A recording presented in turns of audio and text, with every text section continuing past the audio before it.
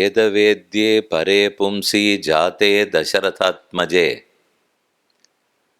वेदप्राचेदसादासीत् साक्षाद् रामायणात्मना यत्र यत्र रघुनाथकीर्तनं तत्र तत्र कृतमस्तकाञ्जलिं बाष्पवारि परिपूर्णलोचनं मारुतिं नमत राक्षसान्तकम् मनोजवं मारुततुल्यवेगं जितेन्द्रियं बुद्धिमतां वरिष्ठं वातात्मजं वानरयूथमुख्यं श्रीरामदूतं शिरसा नमामि।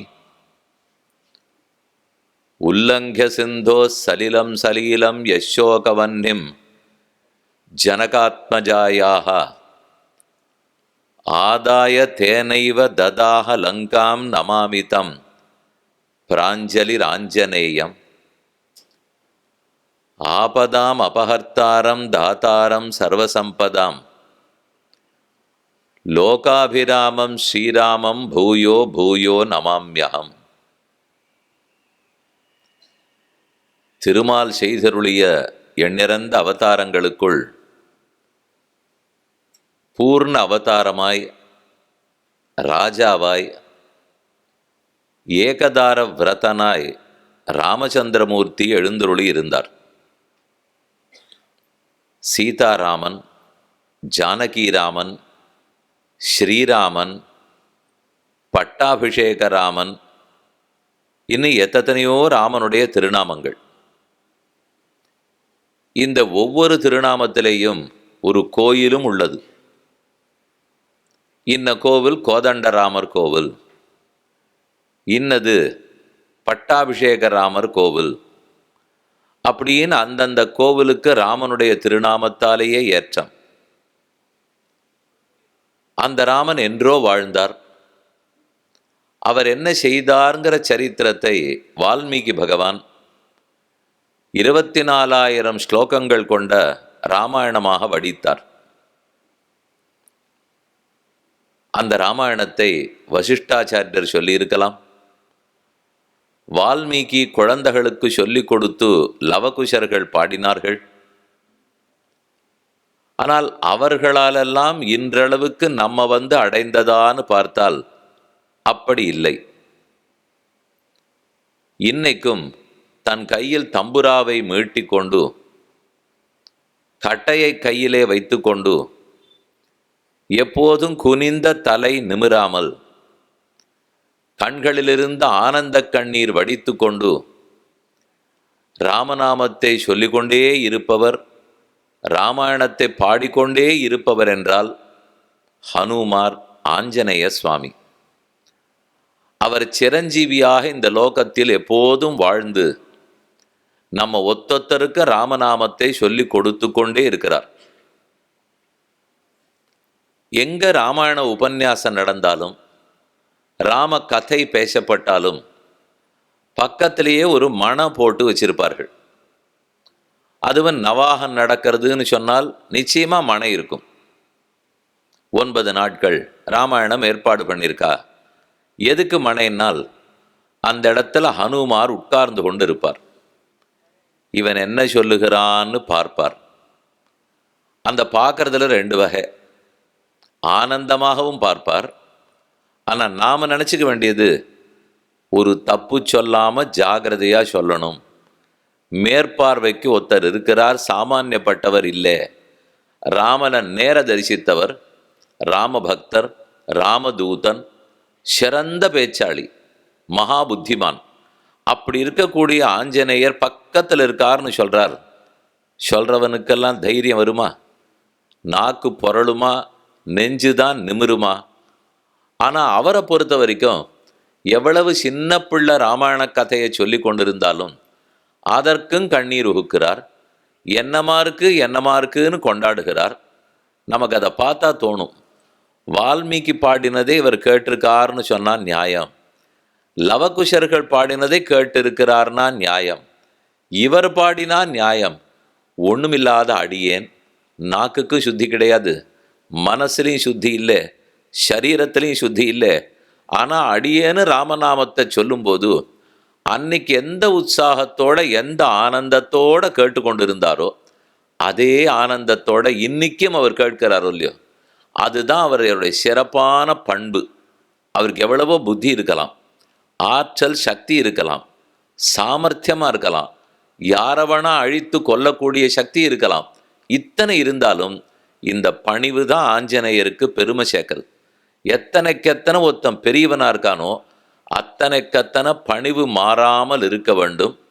அதனால தான் ஒரு பக்கம் வீர ஆஞ்சநேயர்னு கொண்டாடுவோம், இன்னொரு பக்கம் வினய ஆஞ்சநேயர்னு சொல்லுவோம்.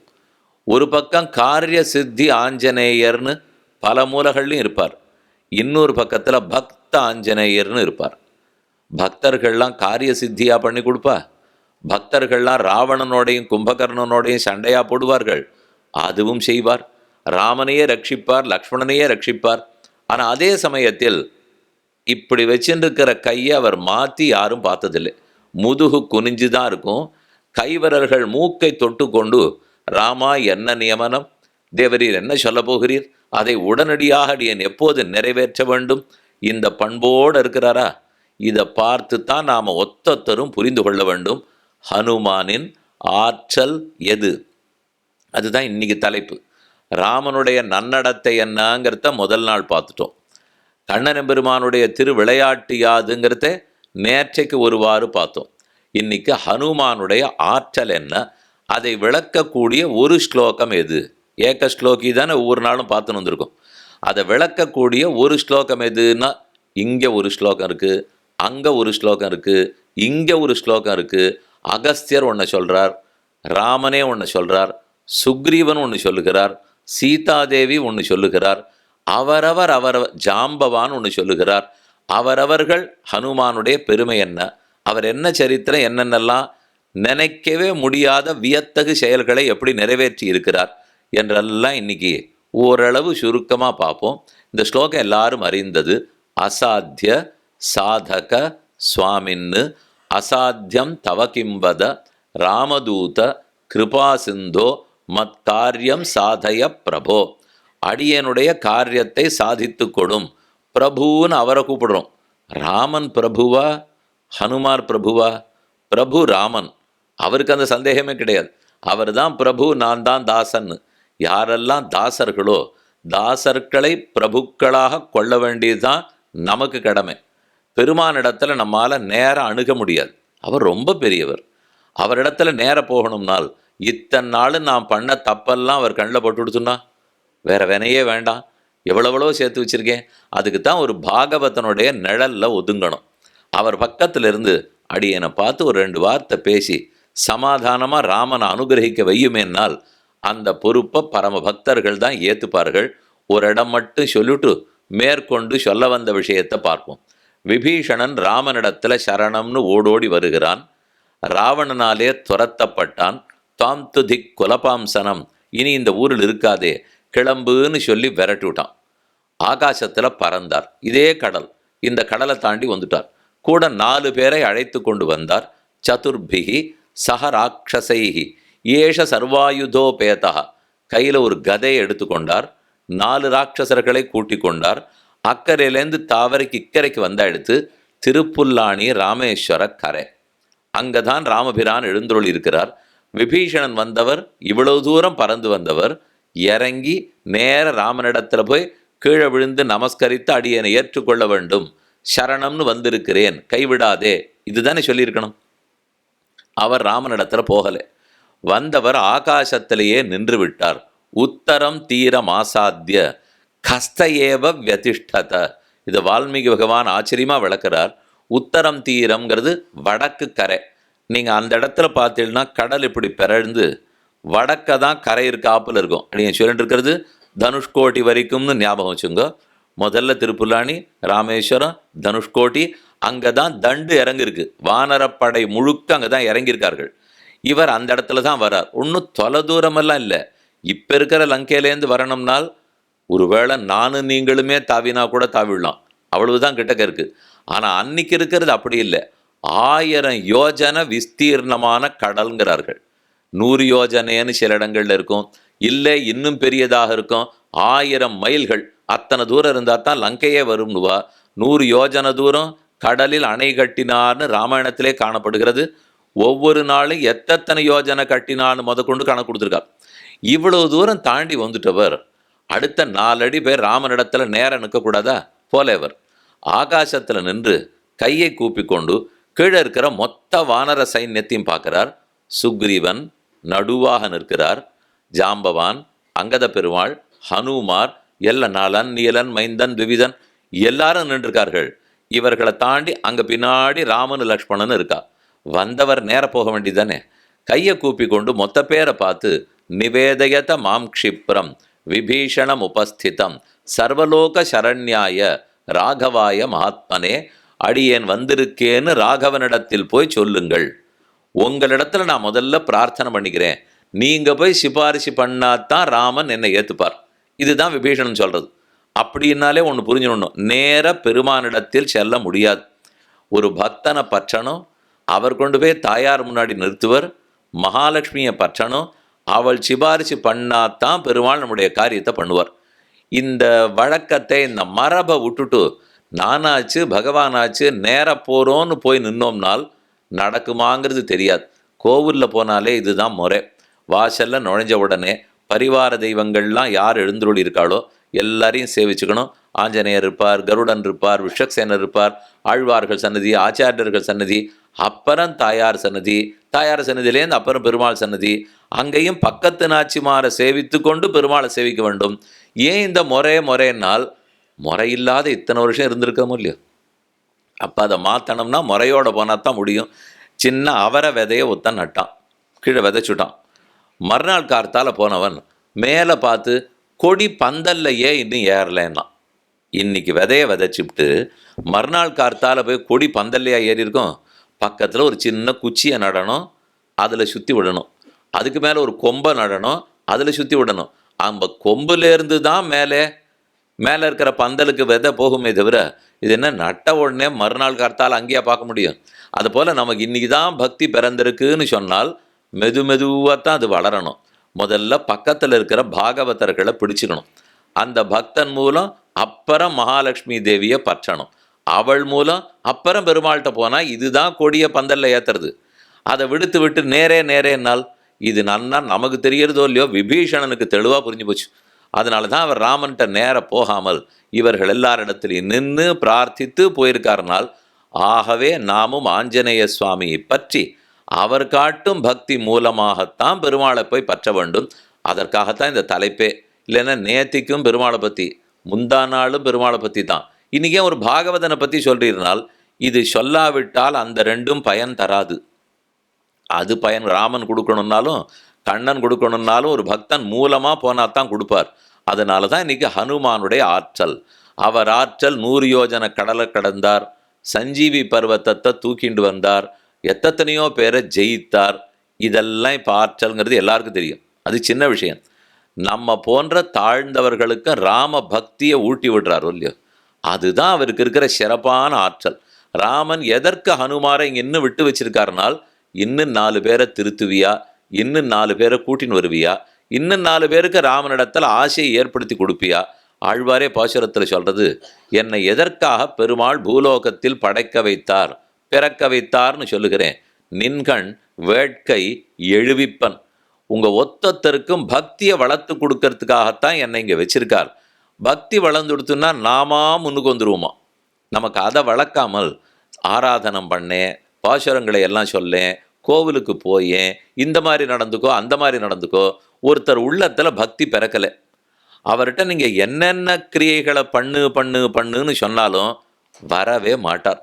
சரி, நம்ம சொன்னோங்கிறதுக்காக இன்னைக்கு பண்ணுவார், நாளைக்கு பண்ணுவார், நாளைக்கு வரவே மாட்டார். இதே அவரிடத்துல பக்தி வந்து விட்டதென்றால் அது போரும்.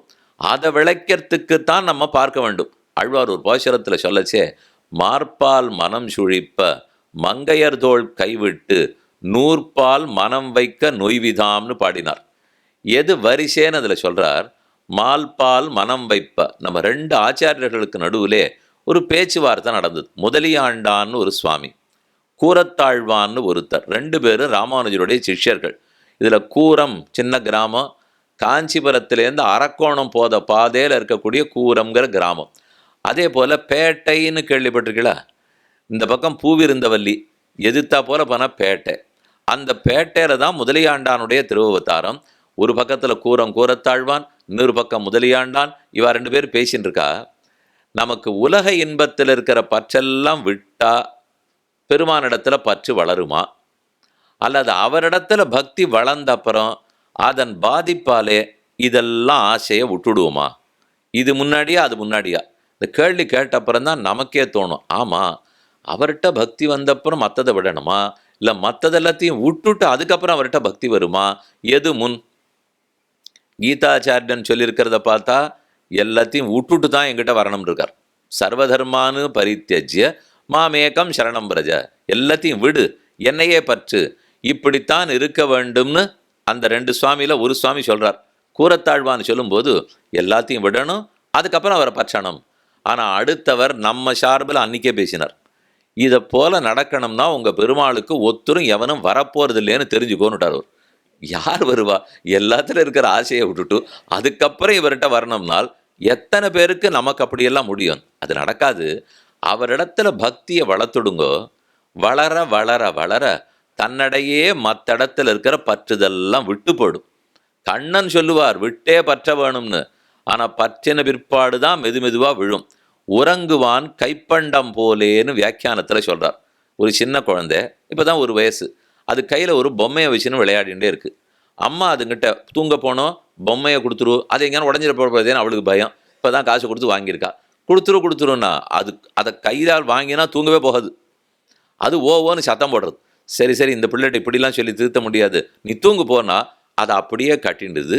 கையில் வச்சுன்னு குழந்தை தூங்கி போச்சு. 10 நிமிஷம் கழித்து வீட்டு வேலையெல்லாம் முடிச்சுட்டு போய் பார்த்தா கை இப்படி விலகி இருக்கும், பொம்மை தானாக கீழே விழுந்திருக்கும். இந்த பொம்மையை நான் வாங்குறேன்னு சொல்கிற அளவுக்கு அந்த பிள்ளை கொடுக்கவே கொடுக்காது. ஆனால் அதை நீங்கள் தூங்க விட்டுடுங்கோ. உறங்குவான் கைப்பண்டம்னால் தன்னடையே நழுவிடும் இல்லையோ. எல்லாத்தையும் விட்டு விட்டு விட்டு விட்டு பெருமானை பற்றுன்னு சொன்னால் ஆகாது. அவரை பற்றுன்னு முதல்ல ஆசையை ஏற்படுத்தி விட்டுடு. பற்ற கையில் இருக்கிற மற்ற விஷயம் தானே விட்டுப்படும். இதுதான் உறங்குவான் கைப்பண்டம் போலேன்னு சொல்லி ஆழ்வார் பாட்டிலையும் சொல்கிறார். மார்பால் மனம் சுழிப்ப, மால்னா திருமால், மார்பால் மனம் சுழிப்ப, என் மனம் அவரிடத்துல பக்தியோட ஈடுபட மங்கையர் தோள் கைவிட்டு உலக இன்பத்தில் இருக்கிற ஆசையெல்லாம் தானே படும். அது போக போக மெதுவாக புஸ்தகத்தை அப்போ தான் எடுப்பான்கிறார். 100 மனம் வைக்க நொய்விதான். அது வரைக்கும் நீங்கள் என்ன ராமாயணத்தை வாசினாலும் வாசிக்க மாட்டான், பாகவதம் படினாலும் வரமாட்டான். தர்மசாஸ்திரப்படி நடேன், இன்னென்னார் இன்னென்ன மாதிரி எழுதியிருக்கா, போதாயனர் இப்படி எழுதியிருக்கார், கௌதமர் இன்ன சூத்திரம் சொல்லியிருக்கார், மனு பகவான் இந்த மாதிரி ஸ்மிருதியிலெல்லாம் எழுதியிருக்காருனால் அதெல்லாம் என்னைக்கோ ஆயிரக்கணக்கான வருஷத்துக்கு முன்னாடி அவள் எழுதினா என்னை ஏன் சுவாமி தொந்தரவு பண்ணுறீன்னுடுவோம். அதனால் இதை முதல்ல அவர்கள்ட்ட பேசவே கூடாது. பேச வேண்டியது முதல்ல பக்தியை பற்றி, பெருமானுடைய கல்யாண குணங்கள், அவர் பண்ணியிருக்கிற சேட்டித்தங்கள், ஆச்சரியமான திவ்யதேசங்கள், அவருடைய திருமேனி அழகு. இதை விளக்க நம்மை அறியாமல் உள்ளேருந்து ஒரு தீப்பொறி வரும். அந்த பொறி அது என்றைக்கு வரும்னு தெரியாது. அது 10 வயசுக்கு வரலாம், 20க்கு வரலாம், 50க்கு வரலாம், ஷட்டப்த பூர்த்தி சதாபிஷேகம் ஆனப்புறம் கூட வரலாம், வராமலும் போகலாம், அடுத்த பிறவையும் கிடைக்கலாம். அது வேண்டாங்கிறதுக்கு தான் இந்த உபன்யாசம். இப்போ இங்கெல்லாம் எல்லாரும் வந்து உட்காண்டிருக்கமே எதுக்குன்னு நினைக்கிறேன்? இது எங்கேயான சட்டத்து பூர்த்தி அன்னைக்காவது வந்தால் தேவலை, அது எங்கேயான வராமலே அடுத்த பிறவி கிடைச்சிட போகிறேங்கிற பயத்தில் தான் உட்காண்டிருக்கோம். சொல்கிறவருக்கும் அதுதான் பயம், கேட்குறவர்களுக்கும் அதுதான் பயம். யாருக்காக இருந்தாலும் அதே. மார்பால் மனம் வைக்க மங்கையர் தோள் கைவிட்டு 100 மனம் வைக்க நொய்விதாம். அப்போ அவன் தேடுவான்.